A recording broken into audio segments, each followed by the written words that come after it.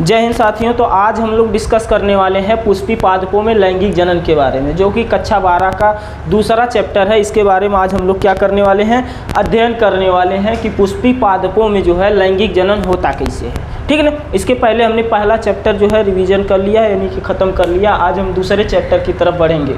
सबसे पहले अगर हम बात करते हैं कि पादप जो होते हैं कितने प्रकार के होते हैं, पादपों का अगर हम वर्गीकरण करते हैं तो पादप अगर आप देखेंगे तो पादप जो है दो प्रकार के होते हैं। पादप कितने प्रकार के होते हैं, दो प्रकार के होते हैं। एक होता है क्रिप्टोगैमस। क्या होता है, पहला होता है क्रिप्टोगैमस। क्रिप्टोगैमस पहला होता है क्रिप्टोगैमस। अब आप कहेंगे ये क्रिप्टोगैमस का होता है, ये क्रिप्टोगैमस जो पादप है ये ऐसा पादप है जो क्या है, बीज रहित होता है। क्या होता है, बीज रहित। बीज रहित का मतलब का है कि ऐसा पादप जौने में बीज बनबे ना करत है, जौने में क्या होता है, बीज बनबे ना करत है। अब बीज काहे ना बनत है भैया, काहे कि एमे पुष्प ही ना बनत है। का ना बनत है, पुष्प ना बनत है। अब कहेंगे ये कौन पादप आ गया भैया, कैसन पादप है जौने में पुष्प बनबे ना करत है। तो पादप है कौन कौन कैटेगरी का है, तो इनमें तीन कैटेगरी पादप होते हैं। एक होता है ब्रायोफाइट। कौन होता है, ब्रायोफाइट होता है। दूसरा होता है क्या, थैलोफाइट। थैलोफाइट इसे हम फाइटा भी कहते हैं, थैलोफाइट। और तीसरा होता है टेरिडोफाइट। टेरिडोफाइट या टेरिडोफाइटा। ठीक है ना। ये ऐसा तीन कैटेगरी का पादप है जौने में ससुरा बीज ना बनत है। काहे बीज ना बनत है, काहे कि में पुष्प ही ना बनत है। अब जानत हैं आगे हम जैसे जैसे पढ़ेंगे वैसा वैसा हमको समझ में आएगा कि जो क्रिप्टोगैमिस नामक पौधा होता है इनमें बीज बनबे ना करत है। तो कौन कौन कैटेगरी है जो उनमें बीज ना बनत है, पहला ब्रायोफाइट, दूसरा थैलोफाइट, तीसरा कौन सा हो गया, टेरिडोफाइट। ये तीन प्रकार का पौधा ऐसा है जो उनमें बीजे ना बनत है, जो उनमें क्या होता है, बीजे ना बनत है। अगर हम अगला प्रकार के पौधे की बात करें, अगला कौन प्रकार किस प्रकार का पादप है, तो अगला होता है फिनेरोगैमस। क्या होता है, फिनेरोगैमस। ठीक है, ये दूसरा प्रकार का पादप होता है। अब आप कहेंगे एकर कौन चीज़ खासियत है भैया, ये जो फिनेरोगैमस पौधा है, फिनेरोगैमस पौधा में इनमें बीज बनत है। का बनत है, ये बीज युक्त होत है। का होत है, बीज युक्त होत है। मतलब ये ऐसा पौधा बा जौने में बीज बनेला, जौने में बीज बनेला। काहे बनेला, काहे कि इनमें जौन है पुष्प बनेला। का बनेला, पुष्प बनेला। पुष्प मतलब फ्लावर, फ्लावर मतलब फूल, फूल उसमें बनता। फूल FOOL वाला फूल ना, ठीक है ना, फूल बनता, पुष्प बनेला। यही माले जो है इसको क्या कहते हैं, फिनेरोगैमस। अभी फिनेरोगैमस कितने प्रकार का होते हैं, तो फिनेरोगैमस भी दो प्रकार का होते हैं। फिनेरोगैमस भी कितने प्रकार के होते हैं, दो प्रकार का होते हैं। अब कौन कौन होते हैं, तो एक होता है जिम्नोस्पर्म। कौन होता है, जिम्नोस्पर्म। पहला है जिम्नोस्पर्म। जिम्नोस्पर्म पादप कौन है, इसे हम लोग कहते हैं अनावृत बीजी। क्या कहते हैं, अनावृत बीजी। अनावृत बीजी मतलब, अनावृत बीजी का मतलब का हो गया कि ऐसा पौधा जौने में बीज बने मगर कैसन बीज हो, नग्न बीज हो। नग्न मतलब नंगी बीज हो। नंगी बीज का मतलब का हो गया कि ऐसे पौधे जिसकी बीजें जो होती हैं क्या है, नग्न होती हैं, उन्हें क्या कहते हैं, जिम्नोस्पर्म, यानी कि अनावृत बीजी पादप। अब आप कहेंगे कौन पादप है, जैसे उदाहरण के लिए हम लोग किसकी बात करते हैं, चीड़ जो पौधा होता है, किस चीज़ का पौधा, चीड़ का पौधा हो गया, या फिर किसका हो गया, देवदार। नाम सुने होंगे देवदार। ये जो पौधा होता है, ये दोनों प्रकार के पौधा में ये कैसन होता है, जिम्नोस्पर्म होता है, मतलब अनावृत बीजी पौधा होता है। दूसरा की अगर हम बात करेंगे तो दूसरा होता है एंजियोस्पर्म। कौन होता है, एंजियोस्पर्म। कौन सा, एंजियोस्पर्म होता है। इसे कहते हैं आवृत बीजी। क्या कहते हैं, आवृत बीजी। आवृत बीजी, आवृत बीजी पौधे। कैसे पौधे, आवृत बीजी पौधे का मतलब क्या हो गया, ऐसा पौधा जो पुष्प युक्त होता है, जिसके बीज जो होते हैं फल से ढके होते हैं उसी को क्या कहते हैं, एंजियोस्पर्म। जो आप इस चैप्टर का नाम देख रहे हैं पुष्पी पादपों में लैंगिक जनन, तो पुष्पी पादपों में जो लैंगिक जनन है भैया वो आपको यह वाला पढ़ना है। कौन वाला, एंजियोस्पर्म के बारे में पढ़ना है, आवृतबीजी के बारे में पढ़ना है। इसके में जो पुष्प होता है, पुष्प में किस तरह से परागकण बनते हैं और किस तरह से अंड कोशिका बनती है, दोनों में निषेचन कैसे होता है, गुरु बीजाणुधानी क्या होती है, लघु बीजाणुधानी क्या होती है, यह कुल इस चैप्टर में आपको पढ़ना है। सबसे पहले आपको पहले चैप्टर में हम बता चुके हैं कि लैंगिक जनन का होता है ऐसा जनन जिसमें विपरीत लिंग की आवश्यकता होती है। कैसा जनन, ऐसा जनन जिसमें विपरीत लिंग की आवश्यकता होती है। विपरीत लिंग का मतलब क्या हो गया, नर और मादा। ऐसा जनन जिसमें विपरीत लिंग नर तथा मादा के आवश्यकता होते भैया वह का है, लैंगिक जनन है। वह का होता है, लैंगिक जनन होता है। तो सबसे पहले आपको जानना पड़ेगा कि जो लैंगिक जनन होता है, पुष्पी पादपों की बात हो रही है, तो सबसे पहले आपको जानना पड़ेगा कि पुष्प होता का है, पुष्प की संरचना का होती है। किस चीज़ के बारे में जानना पड़ेगा आपको, पुष्प की संरचना, पुष्प की क्या संरचना के बारे में। किसके बारे में, पुष्प की संरचना के बारे में आपको क्या करना पड़ेगा, अध्ययन करना पड़ेगा। अध्ययन की सुविधा के लिए हमने एक तो छोटा सा पुष्प बनाया है, इसके बारे में हम लोग सबसे पहले क्या करेंगे, अध्ययन करेंगे, देखेंगे कि जो पुष्प होता है पुष्प कैसा होता है, पुष्प क्या है, कैसा होता है। अगर हम इसके पहले भाग की बात करते हैं तो पहला भाग जो आपको ये दिख रहा है डंठी नुमा संरचना, इसे आप क्या कहते हैं, पुष्प वृंत कहते हैं। क्या कहते हैं, पुष्प वृंत। अब पुष्प वृंत का होता है पुष्प का वह भाग, पुष्प का वह भाग जवन फूल पुष्प के कौन शाखा से जोड़े है। मतलब ना समझ में आया भैया, कहने का सेंस यह है, ये है फूल, फूल के ऊ वाली तंतु, ऊ वाली डंठल जवन मेन शाखा से जोड़त है, जौने पौधा कई पुष्प है, पुष्प कोनो न कोनो पौधा से निकलल है। अब पौधा से एक तो डंठी निकली होती है छोटी सी, और जो क्या है, फूल जिसमें लगता है।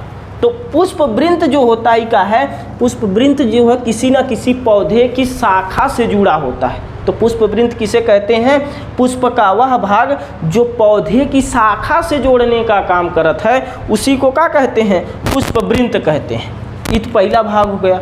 दूसरा भाग का है भैया, दूसरा भाग होता है पुष्पासन। क्या होता है, पुष्पासन। पुष्पासन का मतलब क्या हो गया, दूसरा भाग आपका हो गया कौन सा, पुष्पासन। पुष्पासन का मतलब क्या हो गया, पुष्प का वह भाग, पुष्प का वह भाग जिस पर पुष्प क्या करता है, अपना आसन ग्रहण करता है। जैसे हम कह दें सिंहासन, क्या है, गृह आसन, गृह का जिस पर आसन है मतलब नींव की बात किया जा रहा है। उसी प्रकार ये पूरा का पूरा जो फूल है, ये पूरा का पूरा जो पुष्प है, किसी ना किसी एक तो आसन पर टिका हुआ है। इसी आसन को कहते हैं कौन चीज़, पुष्पासन कहते हैं। इसी को क्या कहते हैं, पुष्पासन। जैसे देखिए ऐसे ही बना हुआ है और पूरा फूल इसी पर है। अगर हम पुष्पासन को हटा दें तो पुष्प का कोई अस्तित्व ना बचेगा, ठीक है ना। तो पुष्प का फूला हुआ वह भाग जिस पर पूरा का पूरा फूल जो है, पूरा का पूरा पुष्प जो है टिका होता है, अपना आसन ग्रहण करता है, उसी को क्या कहते हैं, पुष्पासन। तीसरा भाग होता है बाह्य दल पुंज। तीसरा क्या होता है, बाह्य दल पुंज। बाह्य दल पुंज का मतलब क्या हो गया कि पुष्प का बाहरी वाला आवरण, पुष्प के जो बाहरी वाला आवरण होता है वही के कहे न बाह्य दल पुंज। पुष्प के बाहरी आवरण को ही हम क्या कहते हैं, बाह्य दल पुंज कहते हैं, जो पूरे पुष्प की क्या करता है, सुरक्षा करता है। या यूं कह लें कि जो पुष्प का जननांग होता है, पुष्प के जननांगों की सुरक्षा करने की जिम्मेदारी किसकी होती है, तो होता है बाह्य दल पुंज की। किसकी होती है, बाह्य दल पुंज की ही सुरक्षा की जिम्मेदारी होती है। अब इसके नीचे जो होता है एक होता है, इसे कहते हैं दलपुंज। क्या कहते हैं, दलपुंज। चौथा वाला कौन सा भाग हो गया, दलपुंज। दलपुंज का मतलब क्या हो गया, ये तो पहला आवरण हो गया। जो बाह्य दलपुंज है वो पहला आवरण, पुष्प का पहले आवरण जो ऊपरी वाला आवरण होता है उसे कहते हैं बाह्य दलपुंज। और ऊपरी आवरण के नीचे जो दूसरकी वाली पत्ती होते हैं, यानी कि दूसरका जो आवरण होता है उसे ही क्या कहते हैं, दलपुंज कहते हैं। जैसे देखिए ये बाहरी वाला अगर कोई पुष्प है, इसका बाहरी वाला आवरण है तो इसे कहेंगे बाह्य दलपुंज। इसके अंदर भी तो कई आवरण होंगे, इसके अंदर वाले आवरण को ही क्या कहते हैं, दलपुंज कहते हैं। पुष्प के दूसरे आवरण को ही क्या कहते हैं, दलपुंज कहते हैं। यहाँ तक बात क्लियर है, यहाँ तक आप समझ चुके हैं। तो पुष्प का जो दूसरा आवरण होता है उसे ही क्या कहते हैं, दलपुंज कहते हैं। पुष्प के दूसरे आवरण को ही क्या कहते हैं, दलपुंज। 4 भाग हो गया। अगर हम 5वें भाग की बात करते हैं, किसकी बात करते हैं, 5वें भाग की, तो 5वां भाग जो होता है उसे कहते हैं पुमंग। क्या कहते हैं, पुमंग, या इसी को कहा जाता है पुंकेसर। क्या कहा जाता है, पुंकेसर। अब पुंकेसर का होता है, पुंकेसर जो होता है पुष्प का नर जननांग भाग होता है। कौन सा भाग होता है, नर जननांग भाग, यानी कि पुष्प का, फ्लावर का जो नर वाला भाग होता है, नर का मतलब मेल वाला जो भाग होता है उसी को ही कहा जाता है पुंकेसर अथवा पुमंग, जिसमें नर जननांग होते हैं। अब कहेंगे इसमें कितना भाग होते हैं भैया, तो इसके जो है 3 भाग होते हैं। पुंकेसर के कितने भाग होते हैं, 3 भाग होते हैं। पहला होता है पुतंतु। पहला कौन सा होता है, पुतंतु होता है। पुतंतु का है, पुतंतु देखिए ई वाला नर भाग आपको जो दिख रहा है, ई वाला जो है, ये जो पतली सी नली जैसी संरचना आपको दिख रही है, यह कौन चीज़ है, तो इसी को कहते हैं पुतंतु। जो नली जैसी संरचना होती है, दिखती है, यही का होता है, यह पुतंतु होता है। ये कौन चीज़ होता है, पुतंतु। अब इन नली जाके ऊपर छोटा सा गोल सी संरचना यहाँ पर बन गई है। छोटा सा क्या है, छोटा सा घुंडी नुमा संरचना बन गई है। अब इस घुंडी नुमा संरचना को कहते हैं परागकोश। क्या कहते हैं, परागकोश कहते हैं। इस नली नुमा जो संरचना होती है इसी को कहते हैं परागकोश। और इसी परागकोश में जो है परागकणों का निर्माण होता है। परागकोशों में क्या होता है, परागकणों का निर्माण होता है, यानी कि परागकण कहाँ बनते हैं, तो परागकोश में बनते हैं। परागकण कहाँ बनते हैं, परागकोश में ही परागकण का क्या होता है, निर्माण होता है। अगला अगर हम बात करेंगे तो अगला एक भाग होता है जिसे कहते हैं योजी। क्या कहते हैं, योजी।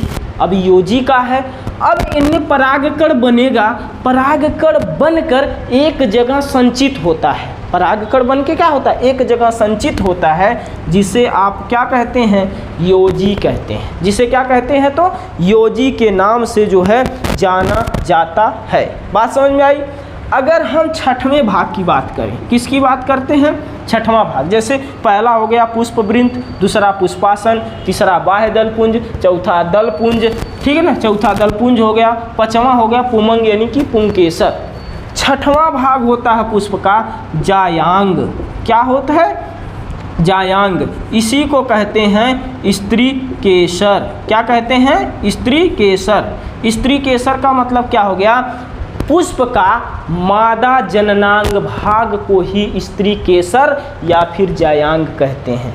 पुष्प का मादा जननांग भाग को ही क्या कहते हैं, स्त्री केसर या फिर जायांग कहा जाता है। ठीक है ना।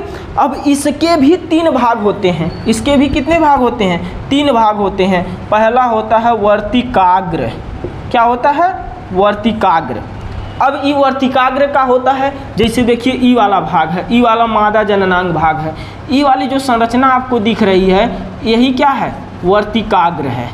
अब वर्तिकाग्र का काम का है कि परागकण यहाँ पे बनेगा, किसी माध्यम से यहाँ तक जाएगा। वह माध्यम वायु का भी हो सकता है, जल का भी हो सकता है, छोटे छोटे कीड़े मकोड़ों का भी हो सकता है, कीट पतंगों का भी हो सकता है। तो किसी माध्यम से परागकण जो है यहाँ से यहाँ तक जाता है। तो वर्तिकाग्र का मेन काम का होता है कि ये परागकणों का अवशोषण करता है। परागकणों को क्या करता है, ग्रहण करने का काम जो है कौन करता है, तो वर्तिकाग्र करता है। वर्तिकाग्र ही परागकणों को क्या करता है, ग्रहण करता है। दूसरा भाग होता है वर्तिका। दूसरा भाग क्या होता है, वर्तिका। अब देखिए ये जो पतली नली नुमा संरचना आपको भीतर गई हुई दिख रही है, इसी को क्या कहते हैं? वर्तिका कहते हैं। इसी को क्या कहते हैं? तो वर्तिका कहते हैं। जो पतली नली नुमा संरचना आपको आगे यहाँ से लेकर यहाँ तक गई हुई दिख रही है, इसी को वर्तिका कहा जाता है। जो परागकण को यहाँ से वर्तिकाग्र से उठाकर बीजांड तक लाने का कार्य करती है।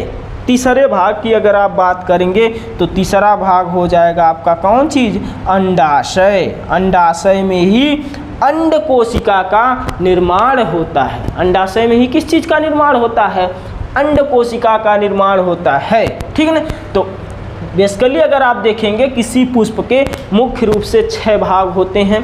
पहला आपका हो जाएगा पुष्पवृंत, जो क्या करता है? फूल को, जिस पौधे का फूल है उस पौधे की किसी न किसी शाखा से जोड़ने का काम कौन करता है? तो पुष्पवृंत करता है। पुष्प का फूला हुआ भाग, जिस पर पूरा का पूरा पुष्प अपना आसन ग्रहण करता है, उसी को पुष्पासन कहा जाता है।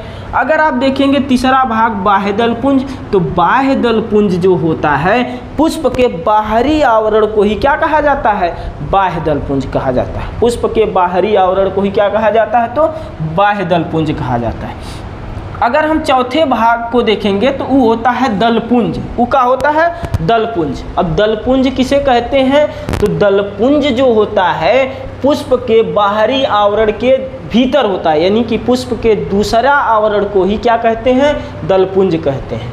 पांचवें भाग की बात करेंगे तो पुष्प का जो नर भाग होता है उसे पुमंग यानी कि पुंकेसर कहा जाता है, जिसके मुख्य रूप से 3 भाग होते हैं: पुतंतु, परागकोश, योजी। पुतंतु, परागकोश और योजी। ठीक है ना? अगर हम छठवें भाग की बात करेंगे तो जायांग यानी कि स्त्री केसर, पुष्प में जो मादा जनन अंग को ग्रहण करता है उसी को स्त्री केसर या फिर जायांग कहते हैं। इसके भी 3 भाग होते हैं: वर्तिकाग्र, वर्तिका या फिर अंडाशय। वर्तिकाग्र, वर्तिका या फिर कौन चीज़ होता है? अंडाशय। ठीक है ना? अब इसके बाद जो है हम लोग